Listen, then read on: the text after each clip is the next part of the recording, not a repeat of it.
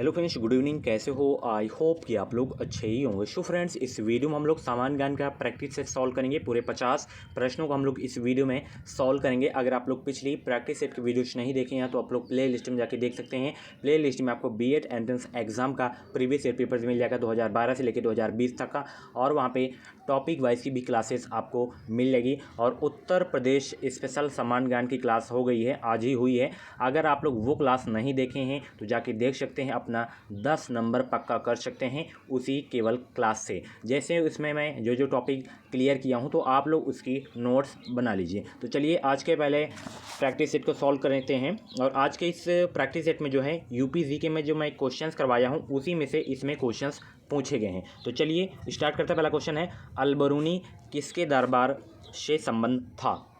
फटाफट बताइए, अल-बरूनी किसके दरबार से संबंध था? तो ये संबंध थे महमूद गजनवी के दरबार से। ऑप्शन जो है बी करेक्ट होगा इस क्वेश्चन का राइट आंसर। फ्रेंड्स, मैं आपको बता दूं, अगर आपको 2021 में यूपी से बीएड करना है, बीएड एंट्रेंस एग्जाम देना है, तो आप लोग इस चैनल से जरूर जुड़ जाइए। चैनल को सब्सक्राइब करके बगल में बेल आइकन को ऑल पे प्रेस कर लीजिएगा। इस चैनल के माध्यम से आपको निश्चित ही मदद मिलेगी। अगला प्रश्न यहाँ पे देख सकते हैं, और ये पहला क्वेश्चन यूपी जीके की क्लास वाली से मिल रहा है कि उत्तर प्रदेश की विधानसभा सदस्यों की कुल संख्या है। बताइए ये क्वेश्चन हुआ था कि नहीं हुआ था?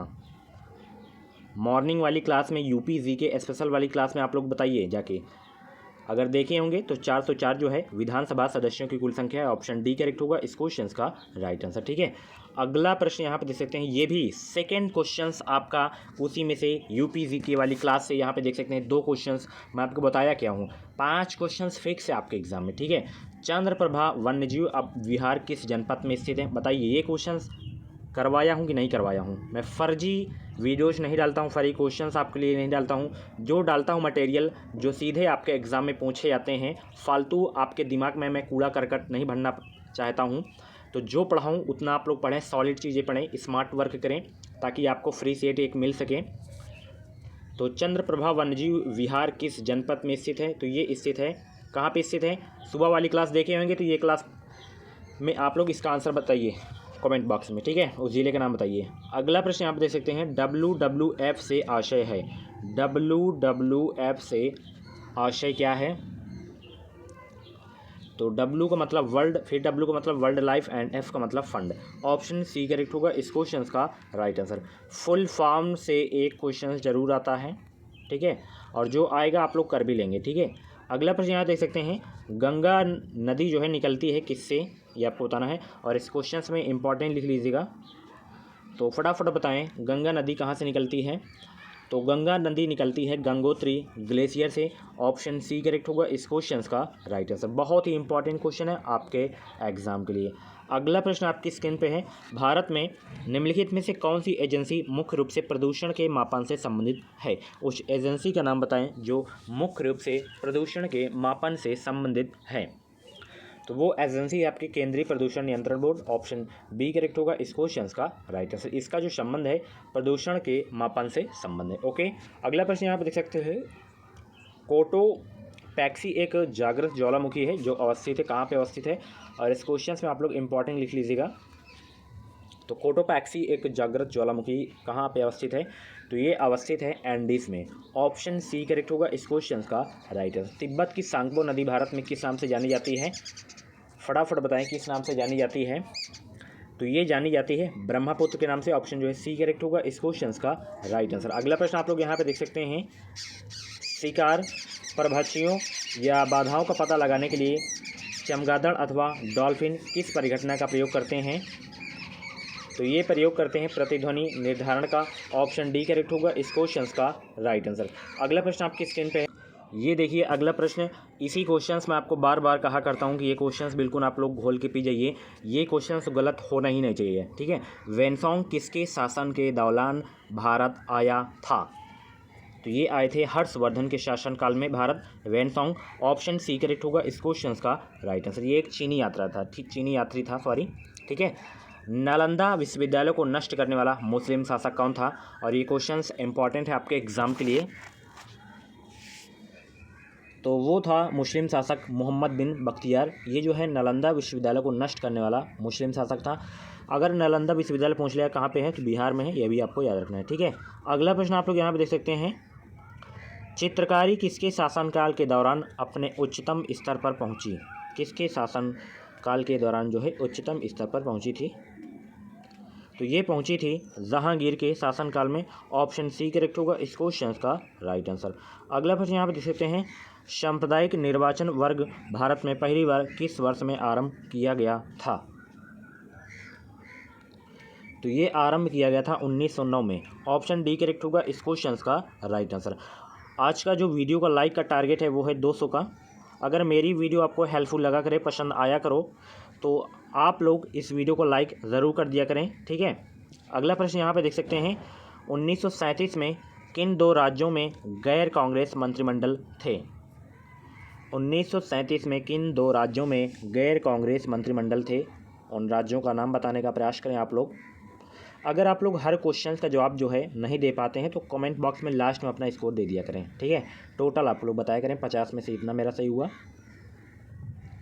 तो वो 2 राज्य हैं आपके बंगाल और पंजाब, ऑप्शन ए में जो आपको दिख रहा है। ठीक है, अगला प्रश्न आपकी स्क्रीन पे है, समुद्र समीर बनती है किस समय बनती है? समुद्र समीर ये आपको बताने हैं।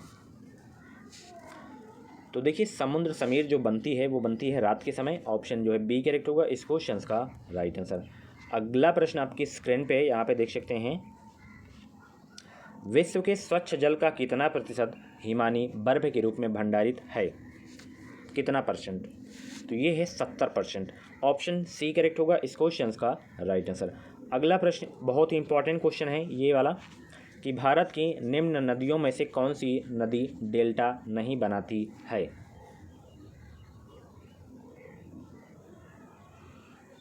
तो ताप्ती जो है आपकी डेल्टा नहीं बनाती है। ऑप्शन डी करेक्ट होगा इस क्वेश्चन का राइट आंसर।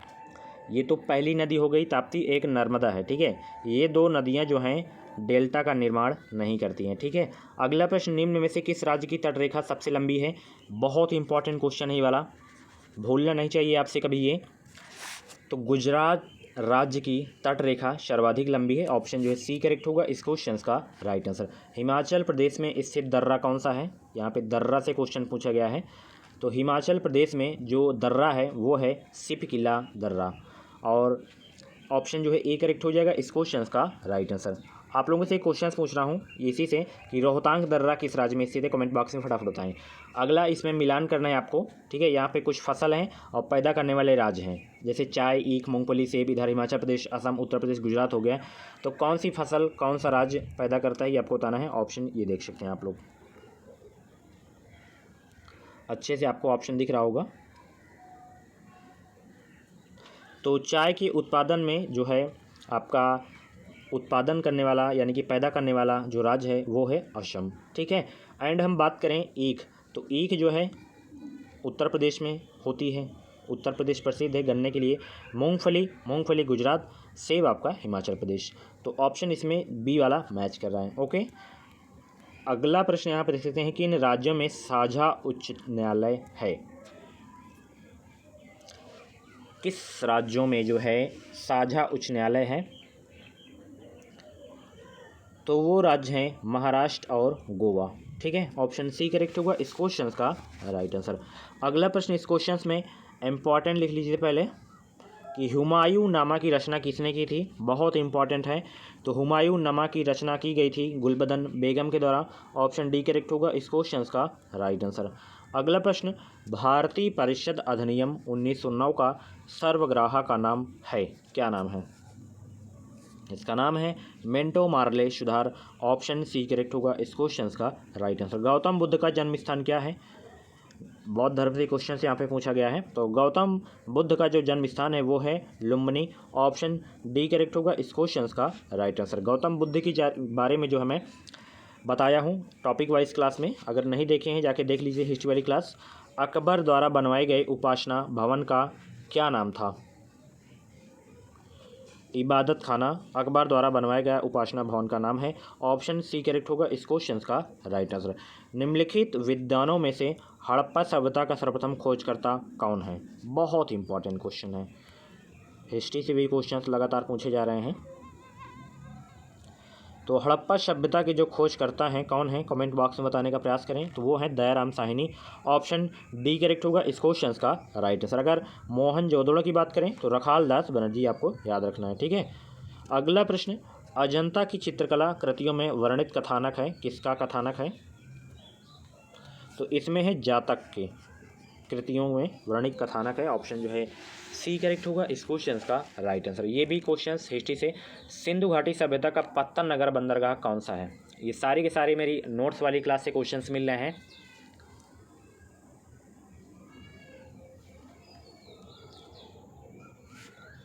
तो वो है लोथल, ऑप्शन जो है बी करेक्ट होगा इस क्वेश्चन का राइट आंसर। अगला प्रश्न यहाँ पे देख सकते हैं, भारत में संघीय शासन प्रणाली किस अधिनियम के अंतर्गत प्रारंभ हुई थी? किस अधिनियम के अंतर्गत? तो ये हुई थी भारत सरकार अधिनियम 1935 के अंतर्गत, ऑप्शन सी करेक्ट होगा इस क्वेश्चन का राइट आंसर। निम्नलिखित में से प्राचीनतम विश्वविद्यालय कौन सा है? तो सबसे प्राचीनतम विश्वविद्यालय है आपका तक्षशिला, ऑप्शन ए करेक्ट होगा इस क्वेश्चन का राइट आंसर, तो जो कि पाकिस्तान में है ये, ठीक है।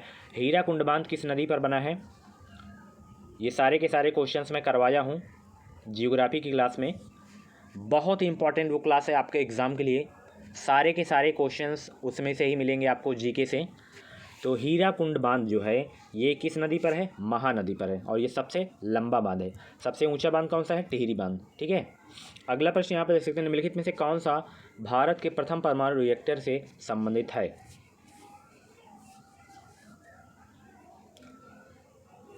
तो अप्सरा जो है भारत के प्रथम परमाणु रिएक्टर से संदर्भित है, ऑप्शन सी करेक्ट होगा इस क्वेश्चन का राइट आंसर। निम्नलिखित में से कौन सी ग्रीन हाउस गैस है? उस गैस का नाम बताएं जो ग्रीन हाउस गैस है। तो कार्बन डाइऑक्साइड आपकी ग्रीन हाउस गैस है, ऑप्शन सी करेक्ट होगा इस क्वेश्चन का राइट आंसर। ये भी जियोग्राफी क्लास से है। सबसे गहरा महासागर कौन सा है? तो सबसे गहरा महासागर है प्रशांत महासागर, ऑप्शन बी करेक्ट होगा इस क्वेश्चन का राइट आंसर। निम्नलिखित में से किस राज्य में कोई रेलवे स्टेशन नहीं है? उस स्टेशन का उसी राज्य का नाम बताएं जहां पे कोई रेलवे स्टेशन नहीं है। सिक्किम राज्य में कोई रेलवे स्टेशन नहीं है, ऑप्शन ए करेक्ट होगा इस क्वेश्चन का राइट आंसर। निम्नोक्त में से कौन सा राजस्थान का मरुस्थलीय जिला नहीं है? कोटा जो है मरुस्थलीय जिला नहीं, ऑप्शन ए करेक्ट होगा इस क्वेश्चन का राइट आंसर। मनुष्य के मध्य कान की गुहा में कर्ण अस्थियों के अतिरिक्त क्या होता है? तो वो होता है वायु, ऑप्शन ए करेक्ट होगा इस क्वेश्चन का राइट आंसर। मानव रक्त प्लाज्मा में प्रायः पानी की प्रतिशत मात्रा में कितनी भिन्नता होती है? तो ये होती है 70 से 75% तक मात्रा में जो है भिन्नता होती है, ऑप्शन बी करेक्ट होगा इस क्वेश्चन का right answer. French east India company का गठन कब हुआ था? कमेंट बॉक्स में बताएं। फ्रेंच ईस्ट इंडिया कंपनी का गठन जो हुआ था वो हुआ था 1664 में, ऑप्शन सी करेक्ट होगा इस क्वेश्चन का राइट आंसर, ठीक है। अगला प्रश्न यहाँ पर देख सकते हैं, किसने घोषित किया स्वराज मेरा जन्मसिद्ध अधिकार है और इसे मैं लेकर रहूँगा? इस क्वेश्चन में सबसे पहले आप लोग इंपॉर्टेंट लिख लीजिएगा। तो इसे कहे थे, यानी कि स्वराज मेरा जन्मसिद्ध अधिकार है मैं इसे लेकर रहूँगा, तो कहे थे बाल Gangadhar Tilak, option B correct होगा इस क्वेश्चन का राइट आंसर। अकबर के शासनकाल में भू राजस्व सुधारों के लिए कौन उत्तरदायी था?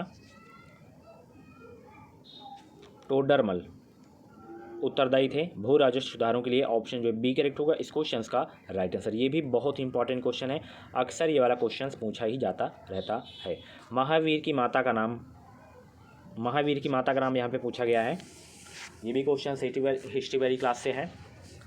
तो महावीर की माता का जो नाम था वो था त्रिशला, ऑप्शन सी करेक्ट होगा इस क्वेश्चन का राइट आंसर। भारत में पल्लवों के एकाश्मी रथ मिलने का स्थान क्या है? तो वो स्थान है महाबलीपुरम, ऑप्शन सी करेक्ट होगा इस क्वेश्चन का राइट आंसर। कृष्णदेव राय किसके समकालीन थे? कमेंट बॉक्स में बताएं कृष्णदेव राय किसके समकालीन थे? तो ये समकालीन थे बाबर के, ऑप्शन जो है सी करेक्ट होगा इस क्वेश्चन का राइट आंसर। कवि कालिदास किसके राजकवि थे? कवि कालिदास किसके राजकवि थे?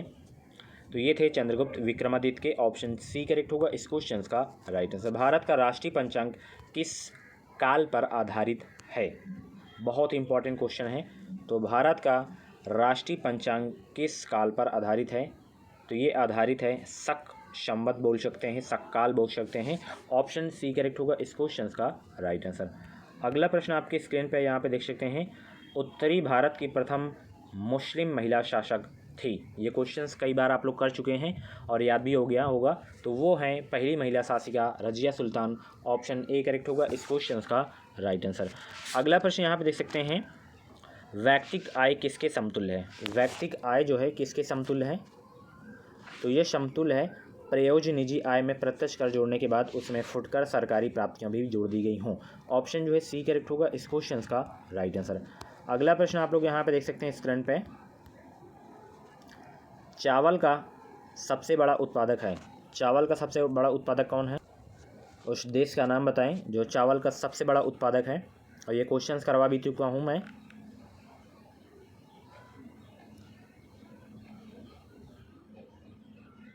चीन। ऑप्शन सी करेक्ट होगा इस क्वेश्चन का राइट आंसर, चावल और गेहूं दोनों में। ठीक है। अगला प्रश्न जो कि इस वीडियो का लास्ट प्रश्न है, गोदावरी नदी का उद्गम बिंदु क्या है? तो गोदावरी नदी का जो उद्गम बिंदु है वो है नासिक। ऑप्शन ए करेक्ट होगा इस क्वेश्चन का राइट आंसर। तो फ्रेंड्स यहाँ पे देख सकते हैं इसकी आंसर की भी मैं लगा दिया हूँ। तो ऐसे ही और अगर आपको प्रैक्टिस सेट सॉल्व करना है तो प्ले लिस्ट में जाके देख सकते हैं, वहाँ पे 126 प्रैक्टिस सेट की वीडियोज़ मिल जाएंगी और ये 127वां वीडियो है। ठीक है, और भी वीडियोज आएगी तो जाके देखिए। बीएड से संबंधित कुछ अगर आपके मन में डाउट है तो आप लोग कमेंट बॉक्स में क्वेरी कर सकते हैं। मिलते हैं अगली वीडियो। इस वीडियो को लाइक और शेयर करना मत भूलिएगा। Thank you.